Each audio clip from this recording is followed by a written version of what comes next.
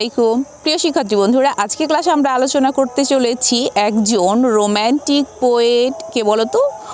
Romantic poet William ব্লেকের লেখা একটি poem আর কি। তো সেই পোয়েমটা কি হতে পারে?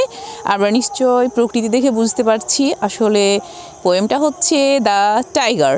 ওকে, তো তোমরা জানো যে উইলিয়াম ব্লেক দুইভাবে তার কবিতা পাবলিকেশন করেছিলেন। সেটা হচ্ছে গিয়ে songs of innocence and songs of experience.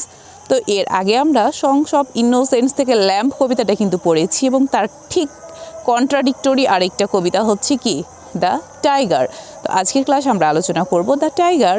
তো আমরা ল্যাম্বে কি দেখেছিলাম বলো তো? ল্যাম্বে কিন্তু আমরা ক্রিয়েটরের একটা রূপ পেয়েছিলাম, এবং ক্রিয়েটরের সঙ্গে মানুষেরও একটা রূপের বর্ণনা আমরা পেয়েছিলাম। তো আসলেই প্রত্যেকটা মানুষের ভেতরে দুই রকম জিনিস কাজ করে, একটা হচ্ছে ভালো কিছু এবং খারাপ কিছু।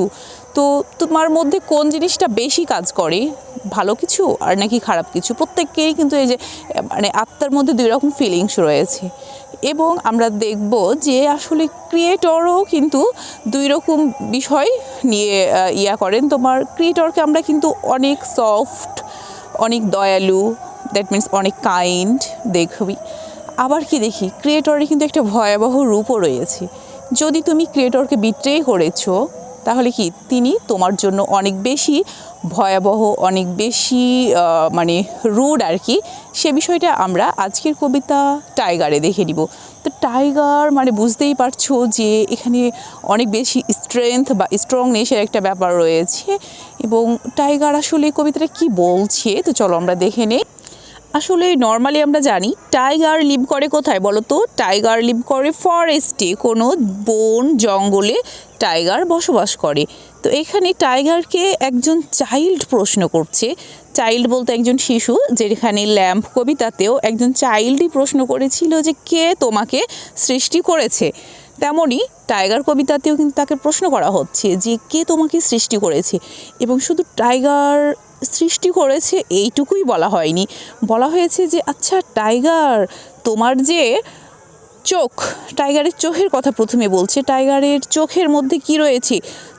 জলে জ্বলন্ত আগুন। আসলে একটা টাইগারকে যখন বন জঙ্গলের গাছের ফাঁকে দেখা হয়, তখন তার চোখ দিয়ে এই যে সূর্যতে যে এরকম একটা, সূর্যকে আমরা এখন যেভাবে দেখতে পাচ্ছি যে সূর্য জ্বলছে, ঠিক এইভাবে টাইগারের চোখটাও রাতের বেলায় এরকম জল করে আগুনের মতো জ্বলে। আসলে শুধু টাইগারই না, বেশিরভাগ পশু পাখির চোখ কিন্তু রাতের বেলা জ্বলতে দেখা যায়। তেমনি এরকম যে টাইগারের চোখটা জ্বলছে এরকম জল করে, তো এই আগুনটা টাইগার কোথা থেকে পেল? আসলে টাইগারের চোখের যে এই জ্বলন্ত আগুন, এটা কোথায় থেকে আসলো? শিশুর প্রশ্ন। এবং একই কবিতাতে সে নিজে আবার উত্তর দিচ্ছে, আচ্ছা তোমার এই জলে আগুনটা কি এই যে আকাশের কথা বলছে, যে আকাশ থেকে নিয়ে আসা হয়েছে একদম আকাশের সর্বোচ্চ চূড়া থেকে, আর নাকি তোমার এই জলে আগুনটা তোমার বলা হচ্ছে সাগর বা মহাসাগরের যে তলদেশ, একদম পাতাল যেটাকে আমরা বলি, যে পাতাল থেকে তুলে নিয়ে আসা হয়েছে, যে তোমার চোখটা এইরকম জলে জ্বলছে। তো আসলে এখানে শুধু টাইগারের চোখের কথাই বলা হয়েছে তা না, এমনকি বলা হয়েছে যে টাইগার, তোমার যে হার্ট রয়েছে, তোমার যে হৃদয় রয়েছে, তোমার যে হৃৎপিণ্ডটা রয়েছে, এই হৃৎপিণ্ডটা আসলে কে তৈরি করেছে? এখানে বলা হয়েছে কোন হাত যে তোমার হৃৎপিণ্ডটা তৈরি করেছে, এবং কোন হাতের সে সাহস হয়েছে তোমার হৃৎপিণ্ডটা তৈরি করার, যে সময় সে হাত একটুও কাঁপেনি। তোমার হৃৎপিণ্ড তৈরির পর যখন সেটা চলতে শুরু করলো, তখন যে একটা কম্পন, সেখানে সে হাত কি ভয় পায়নি?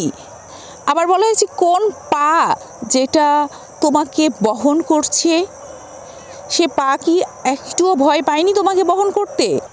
আবারও শিশুটি টাইগারকে প্রশ্ন করছে যে আচ্ছা টাইগার, তোমার যে ব্রেন, সে ব্রেনটা কে তৈরি করেছে?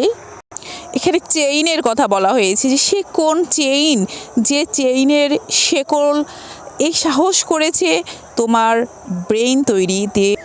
টাইগারকে বলা হয়েছে যে টাইগার, তোমার শরীরের যে স্ট্রাকচার সেইটা তৈরি করতে যে এখানে বলা হচ্ছে যে লোহা পেটানোর সময় আরেকটা লোহার উপর তাকে রেখে যেইভাবে তৈরি করা হয়, তোমার বডিলি স্ট্রাকচারটা এতই ভয়ঙ্কর, তোমাকেও ঠিক লাইক দিস ওয়েই তৈরি করা হয়েছে।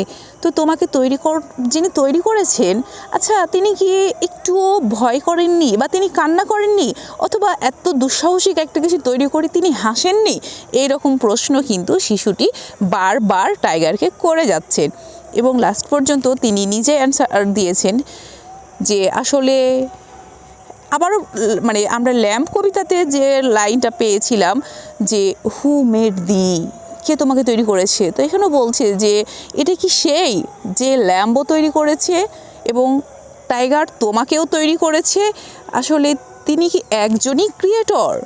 তো এখানে আসলে এটার মাধ্যমে বোঝানো হয়েছে যে ক্রিয়েটরের যে দুইটা রূপ রয়েছে, যে ক্রিয়েটর যেমন কাইন্ড তেমনই আনকাইন্ডও হতে পারেন ক্ষেত্র বিশেষে, আবার মানুষের মাঝেও যে দুটো ব্যাপার রয়েছে, ভালো এবং খারাপ দুইটা দিক রয়েছে, দুইটা দিককেই এই কবিতায় ফুটিয়ে তুলেছেন। তবে এই কবিতার সর্বশেষ যে লাইনটা খুবই গুরুত্বপূর্ণ, যে টাইগার ল্যাম্পকে যে তৈরি করেছে সে কি তোমাকেও তৈরি করেছে? যে যিনি ল্যাম্প তৈরি করতে পারেন তিনিই কি টাইগার তৈরি করতে পারেন? এবং এই যে এখানেও একটা আমরা রিলিজিয়াস ভিউ পেয়ে যাচ্ছি এই কবিতাটার মধ্য দিয়ে। আসলে টাইগার কবিতাটার মধ্য দিয়ে টাইগারের মাঝে যে ফেরোসিয়াসনেস রয়েছে, এবং আমরা মানুষও যে মাঝে মধ্যে এরকম ফেরোসিয়াস হয়ে যায়, এবং আমাদের ফেরোসিয়াসনেসের কারণে আমাদের ক্রিয়েটর উনিও যে আমাদের উপর মন খারাপ করেন, তিনিও যে আমাদের এটার জন্য পানিশ করবেন, এতটুকু ভয়াবহ রূপও তার রয়েছে। অ্যাকচুয়ালি এই কবিতাটার মধ্য দিয়ে ব্লেক সেটাই বোঝাতে চেয়েছেন। তো শিক্ষার্থী বন্ধুরা, আশা করি ক্লাসটি তোমাদের কাছে ভালো লেগেছে। আজকে ক্লাসে পর্যন্ত সবাই অনেক বেশি ভালো থাকবে। আল্লাহ হাফেজ।